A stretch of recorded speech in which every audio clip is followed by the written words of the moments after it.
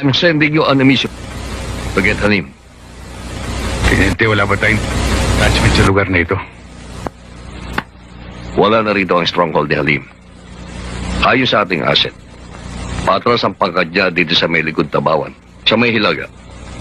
Approximately 30 kilometers away from Talulu.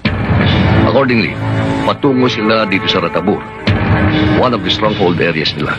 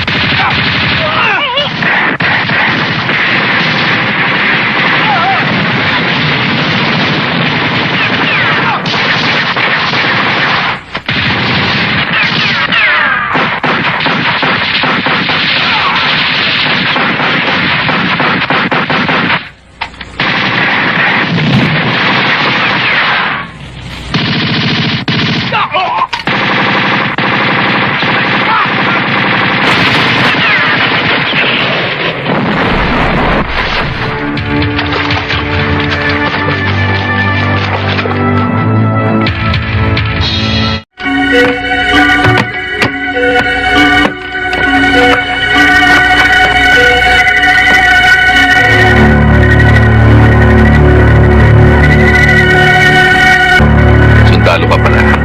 Hindi mo siguro alam kung anong nangyari sa'yo. Maswerte ka. Hindi ka napuruhan. Mga tauhan ko, ano nangyari sa kanila? Magkape muna tayo. Ilang tauhan mo ang napatay sa sagupaan.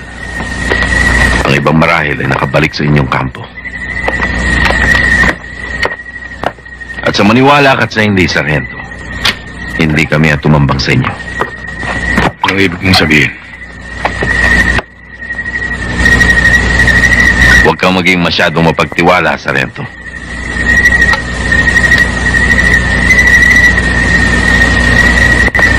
Matanong kita, Sargento. Malalim ang pagkakapasok ninyo sa bundok na ito. Kami ba ang hinahanap ninyo? Kung ikaw si Halim, oo. Dahil ba sa nangyari sa Pulong Bato? Bakit? Kasalanan bang patayin ang abusadong mayor na yon, ha? Kasi nga ba na nakabay niya ang listahan ng atraso niya sa taong bayan? Pagnanakaw, pangangamkam, pagpatay! Alam mo, Halim, may mga taong nananatiling buhay dahil labag sa batas ang patayin sila. At maging ang kriminal ay may karapatan sa isang paglilitis. Aling batas ang tinutukoy mo, ha? Sargento? Ang mga batas na dapat ay mga laga sa karapatan naming mahihirap. Ngunit sa halip ay kinakasangkapan upang lalo kami mapagsamantalahan. Di maaaring dahil si Galit. Anong sinasabi mo, Sargento? Naisip ko lang, hindi ba galit ang pumapatay sa liwanag ng ating pag-iisip? Nagpapaliwanag lang ako, Sargento. Inaamin ko na sa ating mga batas ay maraming pagkukulang. Ngunit hindi ba, Halim, hindi ang anyo, kundi ang diwa ng batas ang bumubuhay sa hustisya. Ginagawa lang namin ang nararapat upang manatiling buhay ang mga taong walang kalaban-laban. Halim, hindi lahat ng taong nakikipaglaban ay pawang magigiting at dapat hangaan. Dapat munang pag-aralan bago palakpakan. Kung tama o mali ang paninindigan. Ano kung gano'n ang punot dulo ng pagtatalong ito? Anong ibig mo ipabot? Kapayapaan, Halim. Kapayapaan din ang hangad namin dahil dito sisibol ang aming kalayaan.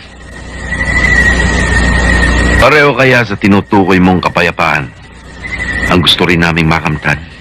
Pareho, Halim. Dahil hindi tayo nagmamay-ari ng kinabukasan, kundi ang ating mga anak. Kaya kinakailangan umagos ang dugo, di ba, Sargento? Para makamit natin ang sinasabi mo. Kung kinakailangan umagos ang dugo, bakit ang hindi? Kung ang kapayapaan makakamit ay makatarungan at panghabang panahon. Hanggang saan mo kaya, Sargento? Hanggang anong sakripisyong kaya mong daanan upang maabot ang kapayapaang sinasabi mo? Kahit butas ng karayom, papasukin ko. Hindi madali ang sinasabi mo. Alam ko. Kaya dapat matuto tayong mamuhay bilang magkakapatid. O sama-sama tayong mamatay na parang mga hangal.